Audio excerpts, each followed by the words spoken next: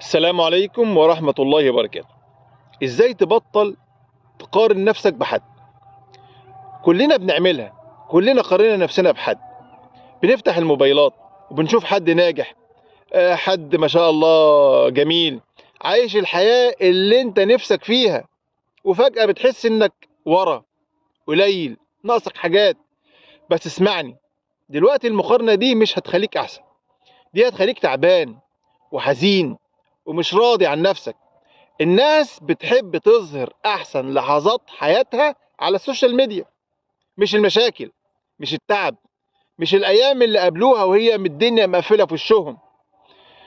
فلما تقارن نفسك بيهم انت بتقارن الجزء بتاعك كله بالجزء اللي هو اختار ان هو يوريه لنفسك، وده ظلم.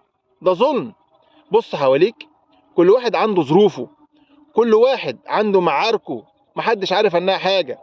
اللي بيبان حلو مش دايما حقيقي، واللي باين متأخر مش دايما فقد الأمل. المقارنة دي بتخليك تقف عن الحركة، بتقلل من طاقتك، بتحس انك مش كفاية، وده غلط.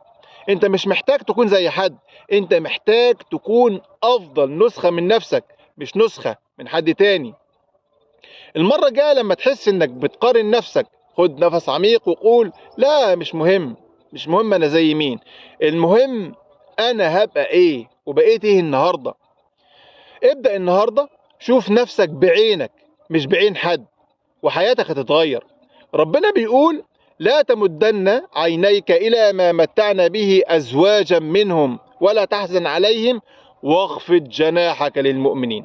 خلينا نفكر في الآية دي كده شوية. الآية بتقول لك ما تبصش بعين الطمع على اللي عند غيرك، سواء كانت زوجة أو عربية أو بيت، حاجات مش ملكك.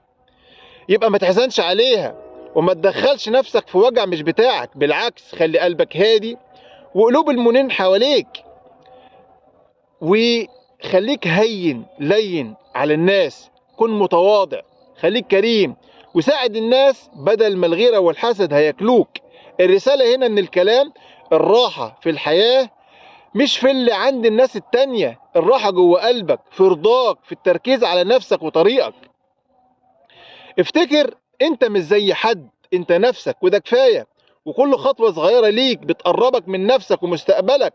خد القرار دلوقتي وبلاش تستنى حد يوافق او يورطك في طريق. اللي انت شايفه جمال عند الناس مش حياتهم كلها، دي حتة صغيرة اللي باينة بس. وانت كمان عندك في حياتك حتت برضه لو طلعتها هتعجب الناس. كل مرة تحس فيها انك اقل من حد قول لنفسك لا، انا مش قليل،